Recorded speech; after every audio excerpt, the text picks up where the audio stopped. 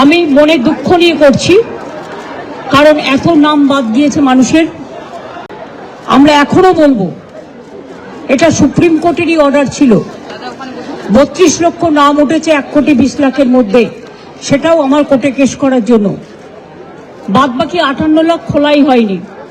তার মধ্যে কিছু বাদ হতে পারে যারা ডুপ্লিকেট ভোটার বা মৃত ভোটার।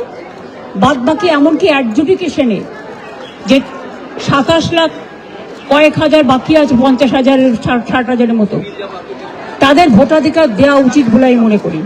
পরে নাম তুলে কি হবে? তারা তো ভোটটা দিতে পারবে না। সুতরাং এটা তো সুপ্রিম কোর্টেরই অর্ডার ছিল। যারা অ্যাডজুডিকেশন আছে তারা জেনুইন ভোটার এবং তাদের ভোটটা তোলা উচিত। এটা সুপ্রিম কোর্টই বলেছিল যে তারা ট্রিব্যুনালে বাদবাকি লোকেরা যাবে এবং ট্রিব্যুনালে সেটেলড হবে। তাহলে ফ্রোজেন করে দেওয়ার মানেটা কি? এটা আমার মাথায় ঢুকছে না। আমরা এটা নিয়ে আবার যাব।